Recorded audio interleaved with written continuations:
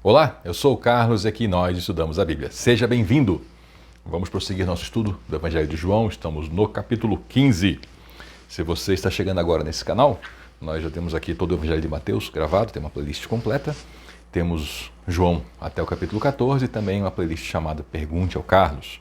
Se você não sabe como achar uma playlist, você tem que clicar sobre o símbolo deste canal, né, que nesse momento é uma foto de uma Bíblia, e ali você encontra algumas abas, existe uma aba de playlists. Então você clica ou toca numa playlist dessa, e aí abrem os vídeos que lá estão para que você possa conhecer o conteúdo. Então, João, estamos lá no capítulo 15, Jesus está em Jerusalém, ele está conversando com os seus discípulos, tiveram a celebração da Santa Ceia, Judas já se retirou, já possuído pelo demônio, pelo próprio príncipe das trevas. Jesus prosseguiu, passando diversos ensinos para os seus discípulos, e então ao final do capítulo 14 ele disse: vamos nos levantar, vamos sair daqui. E aí nós não sabemos para onde eles foram nesse momento em que Jesus diz essas palavras aqui. Não foi registrado no Evangelho se esse discurso que nós leremos agora, do capítulo 15, foi no caminho para onde eles estavam indo, que era o Monte das Oliveiras, né, o Jardim do Getsemane, se foi no caminho, se foi já nesse local. João apenas nos registra o conteúdo dessa conversa. Jesus agora vai usar a figura da videira. E se você nos acompanha aqui, ou se você já lê a Bíblia há um tempo, você já percebeu que Jesus usa muitas vezes figuras de linguagem de temas que são próximos às pessoas, para que com essas figuras de linguagem ele possa apresentar temas que são mais elevados, temas espirituais. Então aqui ele está usando um tema da agricultura, e especificamente de uma planta muito comum. Era muito comum que as famílias, até mesmo famílias que talvez não vivessem da agricultura, mas sim do comércio ou dos serviços, mesmo essas famílias talvez tivessem uma videira, porque as pessoas produziam o próprio vinho. Ainda é assim em muitas culturas, então ele usou algo muito comum e muito fácil de compreender para essa cultura. Às vezes a gente, né, nós que somos mais urbanos, não sei se é o seu caso, se você é mais urbano ou mais rural, mas às vezes a gente tem que procurar um pouquinho de explicação para que isso faça sentido. Vamos lá então. Eu sou a videira verdadeira e o meu pai é o agricultor. Então nesse momento o ouvinte daquela época, o ouvinte aqui do Evangelho de João, né, quem estava ouvindo a leitura desse Evangelho, falou: certo, a videira é verdadeira e o pai dele é o agricultor. O agricultor é aquela pessoa que cuida da videira, desculpe, e que faz com que a videira esteja no seu melhor estado. Então ele fala: opa, o pai é o agricultor. Todo ramo que estando em mim não dá fruto, ele corta. E todo que dá fruto, ele poda, para que dê mais fruto ainda. Talvez se a tradução fale, ele limpa. A ideia aqui é o seguinte: a videira tem muitos ramos. Se o ramo não dá fruto, ele não dá fruto, ele está usando a seiva da planta, ele está ocupando espaço, ocupando energia vital da planta, sem nada a produzir. Então, o agricultor cuida bem da videira, vai lá e corta fora esse ramo. Agora, aquele ramo que produz, se a gente limpar esse ramo, se a gente podar, se a gente tirar o excesso de folhas, o excesso de ramificações menores, especialmente aquelas que são meio secas, meio ruinzinhas, o que acontece? Esse ramo produz mais. Se você teve essa experiência já, você sabe disso. Às vezes tem lá aquela planta, não só uma videira, mas uma outra planta frutífera que está feia, não está frutificando, ela está grandona, você vai lá, diminui ela, corta muita coisa fora, limpa, poda, e aí na estação seguinte essa planta vem com muita força, produzindo muitos frutos. É essa a ideia aqui. E aqui o Senhor fala assim: ó, vocês já estão limpos pela palavra que eu tenho falado. Ou seja, os discípulos, e se nós somos discípulos, se aplica também a nós, os discípulos já foram podados pela palavra de Jesus. Isso quer dizer, essa poda, que muitas vezes nós temos sido podados mesmo, cortados em coisas da nossa vida, em aspectos da nossa vida que eram infrutíferos, que apenas roubavam nossa energia. O nosso pensamento vai sendo trabalhado e tratado pelo Espírito Santo, nossas vidas vão sendo moldadas pelo caráter de Cristo. E aí a gente pode fazer o quê? Dar mais fruto, porque a gente tirou das nossas vidas aquilo que era improdutivo. E aí o Senhor segue: permaneçam em mim e eu permanecerei em vocês. Nenhum ramo pode dar fruto por si mesmo se não permanecer na videira. Vocês também não podem dar fruto se não permanecerem em mim. É a ideia, né, o ramo produtivo, se ele for cortado, ele seca e morre. Então, nós temos que permanecer em Cristo para continuar dando fruto. A ideia aqui de fruto, ela às vezes é um pouco debatida entre os cristãos. A gente que compreende tem uma visão bastante restrita e restritamente evangelística, que fruto é outra pessoa ser convertida. Mas isso não está de acordo com as Escrituras. Se a gente for lendo as Escrituras, os frutos, eles têm a ver com coisas que nós produzimos para que outros se alimentem. São os resultados do nosso caráter, das nossas ações, das nossas obras, porque a conversão do outro, no final, depende de que o outro decida, né? Então não é uma decisão nossa. E o Senhor segue, e novamente ele fala o que ele disse no verso 1, né? Ele falou, eu sou a videira verdadeira. Ele repete no verso 5, eu sou a videira, e agora vocês são os ramos. Isso também se aplica a nós. Se alguém permanecer em mim e eu nele, esse dará muito fruto, pois sem mim vocês não podem fazer coisa alguma. Se alguém não permanecer em mim, será como um ramo que é jogado fora e seca. Tais ramos são apanhados, lançados no fogo e queimados. Se vocês permanecerem em mim, e as minhas palavras permanecerem em vocês, pedirão o que quiserem, será concedido. Olhem só, ele trabalha melhor aqui o tema da necessidade de a gente permanecer ligado a Jesus para que a gente tenha vida e fruto. E ele aqui, mais uma vez, como já fez em outros pontos das Escrituras, nós já vimos isso aqui nesse canal, no Evangelho de Mateus, nas porções de João que já estudamos, ele mais uma vez fala sobre o julgamento.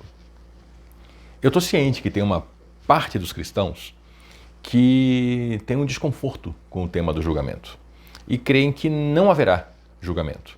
Só que, para crer nisso, nós temos que desprezar o conteúdo das Escrituras. Não só esse trecho aqui, em que ele está usando uma pequena metáfora, né, de que o ramo que não dá fruto se corta, seca e é lançado no fogo, mas outros trechos onde ele fala longamente e explica claramente e fala, no dia do julgamento será assim. Então haverá julgamento, sim. E aqui ele fala que quem não dá fruto é lançado fora.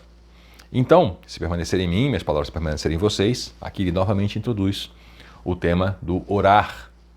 Então pedirão o que quiserem e será concedido. Nossa, o que eu quiser? Sim. Tudo o que você quiser? Tudo. Porque o que você vai querer vai estar de acordo com Jesus Cristo. Essa que é a ideia. Se nós permanecermos nele, nossos pedidos serão de acordo com o caráter dele. Então poderemos pedir o que nós quisermos. Porque eu acho que a chave aqui para entender isso, e eu uso muito essa expressão chave, você deve ter notado já, eu creio que a chave para abrir essa porta e entender, essa chave, ela é o moldar-se ao caráter de Cristo. Então o pedido vem de acordo com quem ele é. É a transformação dos desejos. Se o desejo está transformado, a oração também está. Meu Pai é glorificado pelo fato de vocês darem muito fruto, e assim serão meus discípulos. Perceba que a glorificação de Deus, ela é feita por nós ao nós darmos frutos.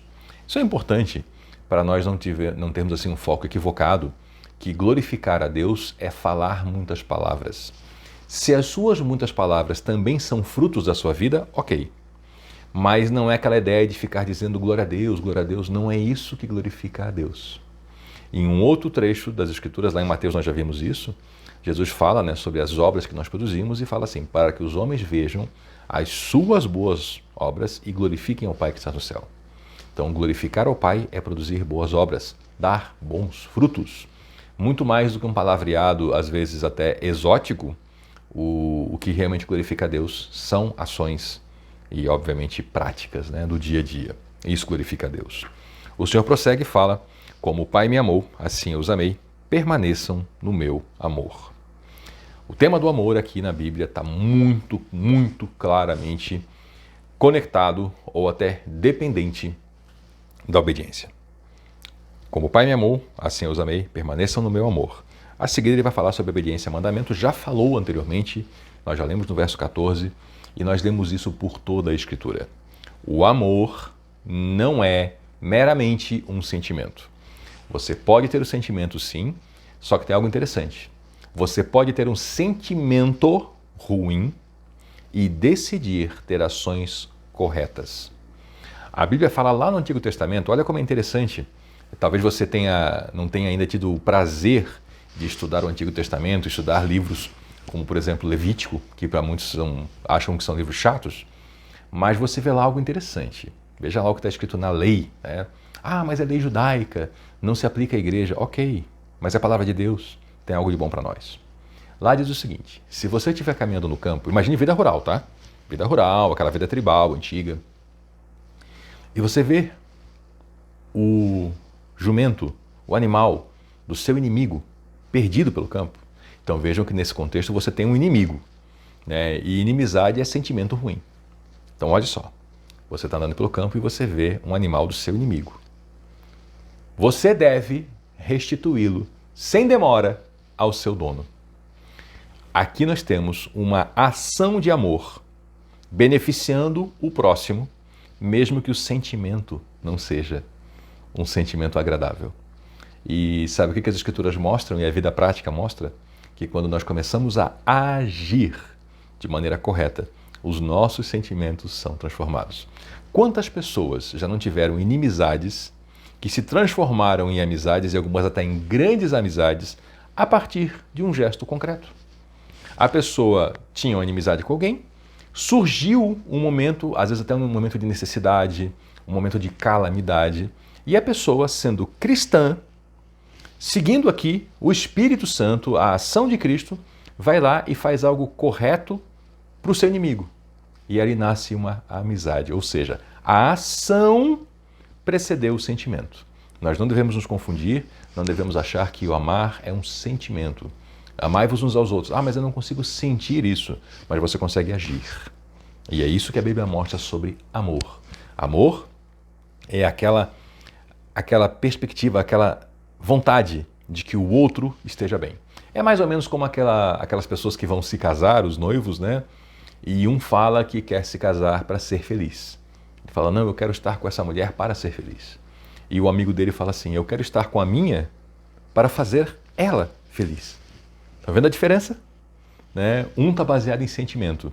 O outro já pega esse sentimento e quer transformar numa ação prática. Ele quer fazer o bem pela sua mulher amada. Essa é a ideia do amor aqui.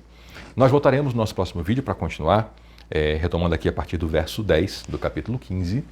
Eu lhe agradeço pela sua frequência aqui, por estar assistindo esse vídeo. Lhe convido a assistir mais vídeos desse canal. Lhe convido em especial para que você tenha uma Bíblia e que você leia a sua Bíblia.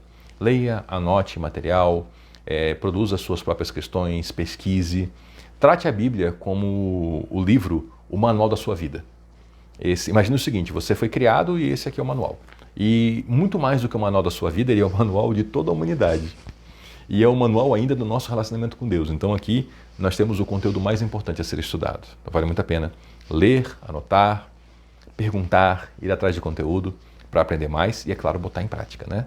E eu já falei isso em outros vídeos, né? Retomo aqui. Se você ler 4 capítulos por dia da Bíblia Sagrada, em menos de um ano, você completa uma leitura do texto sagrado. A Bíblia toda. Imagina que fantástico. Daqui a um ano, você poder sentar, olhar para a sua Bíblia e dizer, uau, eu li esse livro todo. Em um ano eu li esse livro. É uma jornada maravilhosa, eu lhe aconselho. Lhe aconselho também a prática da oração, ter conversas com Deus. E lhe aconselho a prática da vida cristã cotidiana. A vida cristã não é aquela que se desenvolve dentro de 4 paredes, num local chamado de local sagrado, seguindo algum rito sagrado, com músicas sagradas, em companhia de pessoas que estão fazendo a mesma coisa. Isso é só um pontinho da vida cristã. A vida cristã se desenvolve mesmo, como eu gosto de dizer, é na segunda-feira, é lá na fila do trânsito, é quando você chega na empresa e as coisas não estão bem, é quando você volta para casa e algo dá errado, é ali que a gente exerce a vida cristã. Muito obrigado por nos acompanhar até aqui, volte na próxima. Eu sou o Carlos e aqui nós estudamos a Bíblia. Até lá!